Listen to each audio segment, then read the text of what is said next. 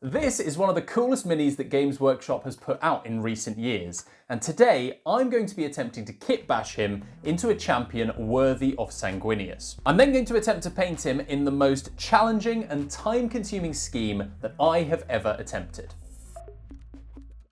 The base for this conversion is Bayard's Revenge, kindly provided by Andrew, a long-time follower and subscriber of the channel. So thank you very much, Andrew. This paint job is for you. This kit has so much dynamism in the movements of both the Templar and his Orc victim.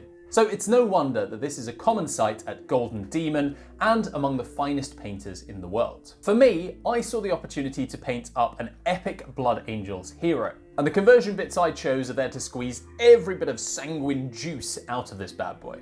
Starting with some Sanguinary Guard wings. These are going to help it look like this Angel of Death has descended from on high to plunge his sword into his foe.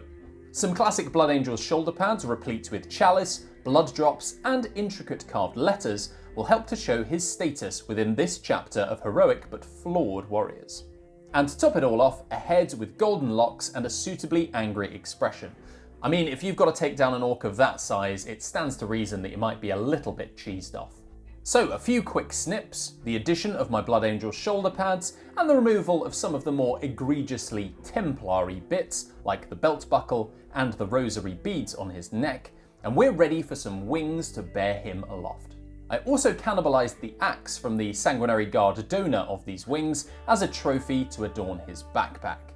And here he is, primed and ready for painting. Now this model has so many interesting and intricate areas that for the sake of the video, I'm going to focus on three main ones. The golden armor, which I painted using non-metallic metal, is up first. But before that, there's about an 80% chance if you're watching this that you aren't yet subscribed to Hobby with Ollie, which makes me sadder than Ottie after her most recent trip to the vets. So make sure you click the subscribe button and the bell icon to be notified when my next video goes live. I took my picture of the primed model for reference for where to place my highlights and started by applying white to the brightest areas of the model. Yep, that's straight white over black, which is not something that I've tried before and did feel a little bit strange, to be honest. With the brightest points established, I use yellow ochre from Vallejo to surround the white areas. I think I didn't do quite enough at first, and later during my touch-ups I did add quite a significant amount more yellow to give it a more gold tone rather than loads of black shadows, so bear that in mind if you're trying to follow along. Next, I apply watered down Vallejo rust onto the undersides of reflective areas, glazing over the surface to give some subtle contrast. Now there were various points in the painting where I did things that I wasn't quite sure about, and that I did come back in to touch up later. Re-adding black lines over the armor was one of these. I will say that using black to exaggerate the recesses of the armor does really help to make the effect stand out. At this point it's all kind of jumbled, so let's try and bring it together. I do this with a glaze of Imperial Fist contrast paint, smoothing the join between the white and the yellow.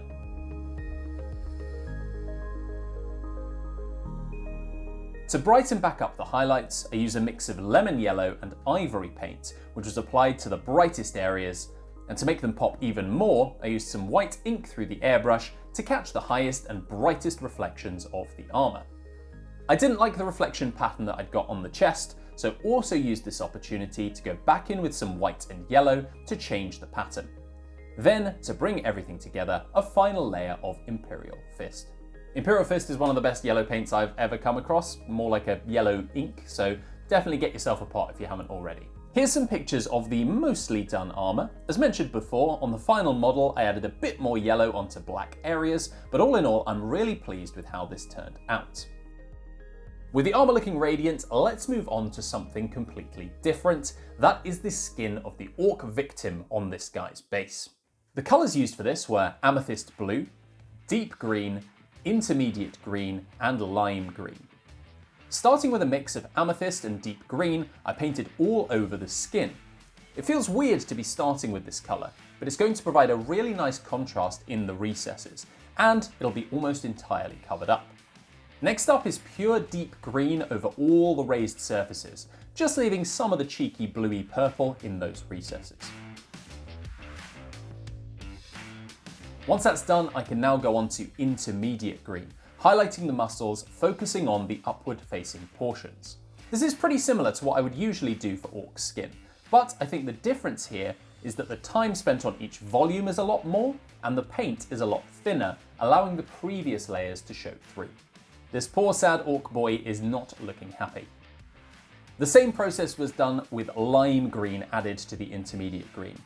Starting with the easy wins, the throat, the fingers, and upraised portions of the chest, I take particular care not to have too much paint on my brush and to avoid letting it run into deep recesses that should be shadowed. The final highlight is with lime green. People often talk about models popping on the table, and they tend to do this by painting really bright colours, but I think the pop only comes when there's that contrast with the really dark colours, in this case the amethyst in the recesses. I'm really happy. I think I've ended up with some really striking orc skin. With those two main areas out of the way, I just want to take this opportunity while I paint a few other bits like the orc armour in red and the Blood Angel tabard in a sort of wine red to thank you for watching the video. If you like it and want to improve your own painting or just have a good time, check out my live stream every Tuesday 7:30 GMT and join the Hobby with Ollie Discord from the link in the description. The last area of focus for this video is the face, and I'm going to start off with a base coat of Bugman's Glow. To this, I added a recess shade of Vallejo Red. With the smudge removed from my camera lens, you can see the red shading as I paint the white of the eye with Vallejo White Grey. I then also re-add some red to redefine the eye socket. A quick dot of black into the eye and we're on to the highlights. Adding dark sand into the Bugman's Glow and thinning it out for raised furrows of the face. The key here to avoid getting a muddy looking face is not to let the paint run into your recesses. If it does, remark out the shadows with red. Sketch out bones like the nose, eyebrows and cheekbones first, as this is going to help you identify where the light will be most prominent. Unlike the metals, this skin tone will need to be blended to look natural. Using very thin Bugman's Glow, I glaze towards the shadows, creating the required transition. More dark sand is added and used as a more sparing highlight, before again glazing, this time with the previous dark sand and Bugman's mix. I pick out the teeth with off-white and move on to the hair. For this, I base coated with Vallejo Saddle Brown and used a completely new method for the hair. Thin, wispy lines to indicate a natural centre parting. I added these first on the sculpted details towards the front of the hair, and then using basically freehand across the top of the scalp, still leaving a bit in the middle for that centre parting. He's clearly been well coiffured before going into battle. I kept adding more and more dark sand each time until eventually we got some golden hair for our golden angel. With that, the face is done and my most epic painting project to date is complete.